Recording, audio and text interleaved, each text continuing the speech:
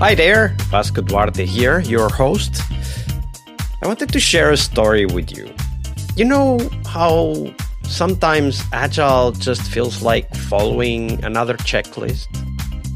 When processes and frameworks feel more important than what we are trying to achieve, and sometimes even like handcuffs.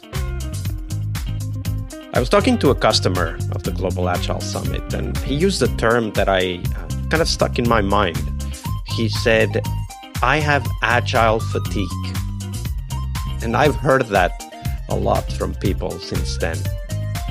But here's the thing, it doesn't have to be this way. So we started thinking, and at the Global Agile Summit, which is happening this May, we're bringing together practitioners who've actually done that, who've broken free from this, install the framework kind of mindset. We want to focus the summit on real-life, first-person stories of Agile succeeding that inspire you to action.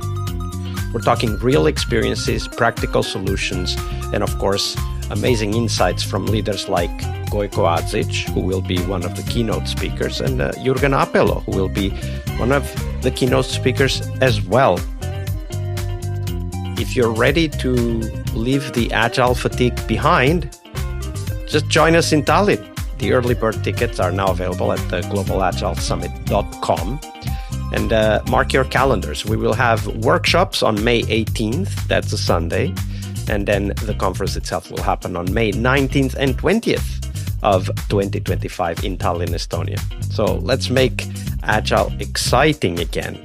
And remember, go to globalagilesummit.com, that is, and get your early bird ticket now. It will only be available until early March, so grab it now. And now, on to the episode.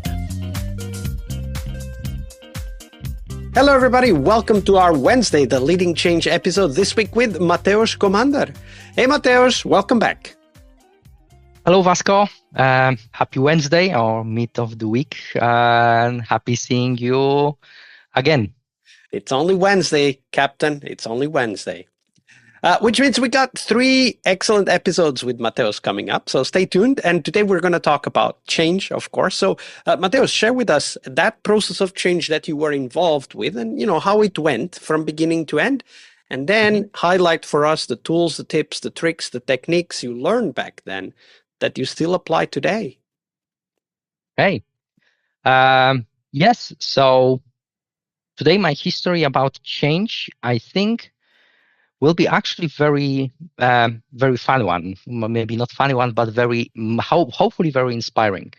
So for me, the change for us, we need to remember as a Scrum Masters that for us to be able to provide or to implement any change with any organization, we need to have the support. And quite often, not only the support from the team or the product ownership, but quite often from the managerial perspective. If we do not have that, it's hard to provide that change. I was fortunate enough to be in an organization who were quite open into experimentation and into experimenting with any change and any approaches. And my story actually began when the organization decided to provide improvement into one of their already existing app. So they aimed to further develop an application that will be supporting employees throughout the, let's say, their engagement with the company since the onboarding process, throughout their work, till the offboarding process, including all of the aspects how the employees are supporting the company. So we've started with a plan, with a goal, and with some small POC around that. And I was actually asked to, because I was already leading one of the teams in that organization, I was asked to support that second team as well.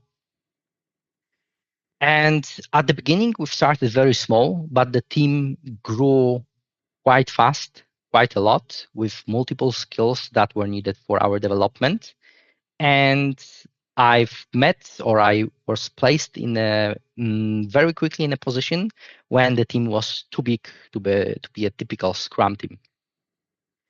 So the organization didn't implement any scaling approach per se within any of their products, within any of their developments. So far, most of their teams were small enough to be able to work within rather one product-oriented team.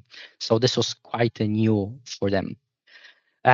Fortunately for me, in my past, I was working in a quite big company and within a scaled program approach from the biotech industry, and I was able to bring that experience into my new project, my new product. And together with the program manager, she was very supportive. Her main goal was, Mati, I just want to have the product to be delivered. How you do it is really up to you.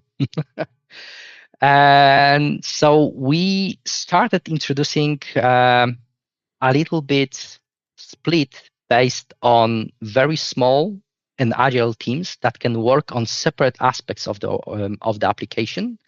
We called those small, let's say, individual groups of about flights.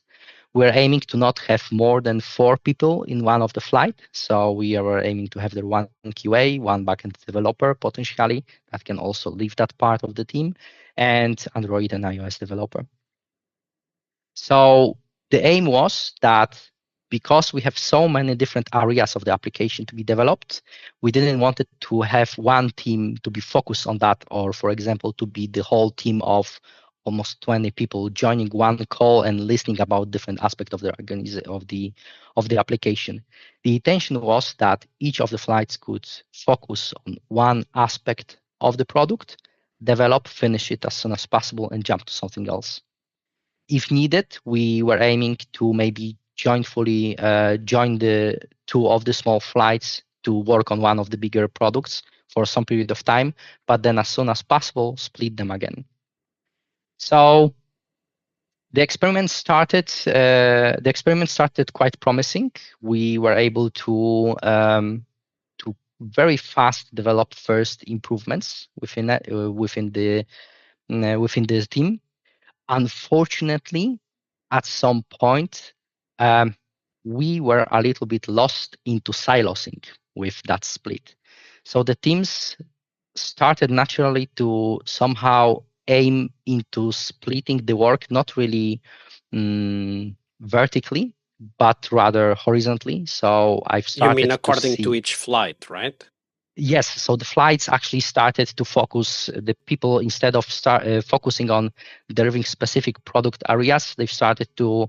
Backend developers started to be focusing solely on backend development. Yeah, and I saw that the flights were around skill sets, not necessarily.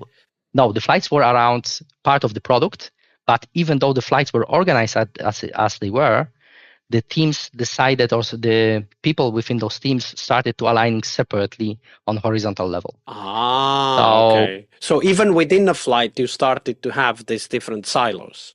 Yes, exactly. Or cross flights, the team started to collaborate more cross backend, for example, development instead of delivering specific items.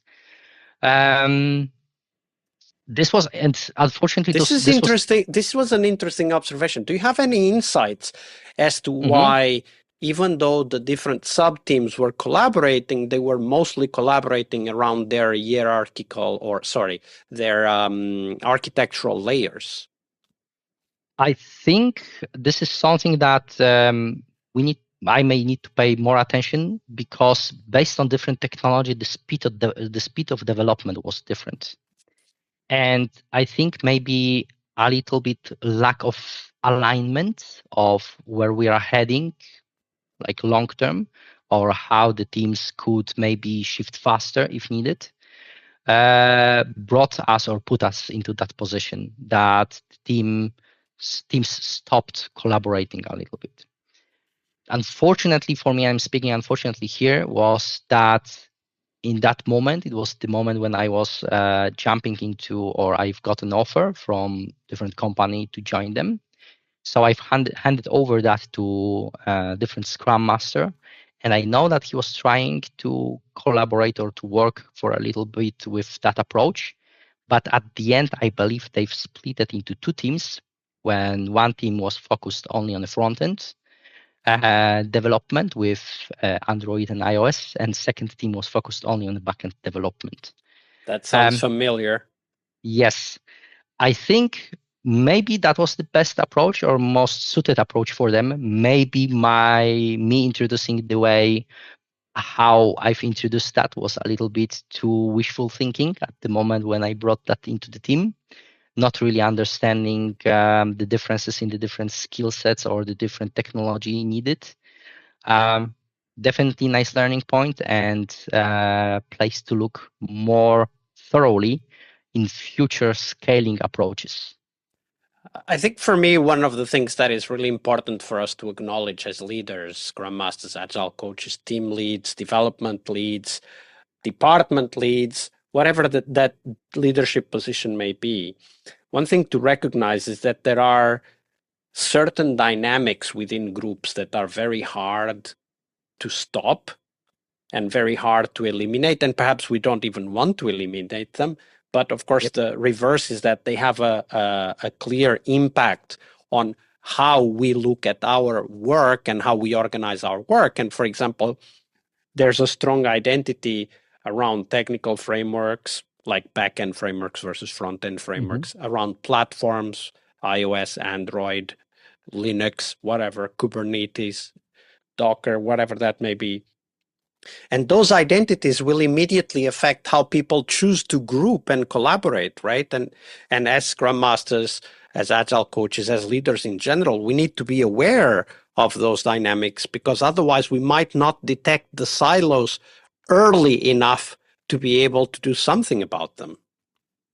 Yes, exactly. And silos are, I think, the team if we are looking on the different team dynamics, sometimes maybe the organization needs to look a little bit differently, and maybe we need to actually have a platform team that's supporting different other product teams that are delivering part of the product.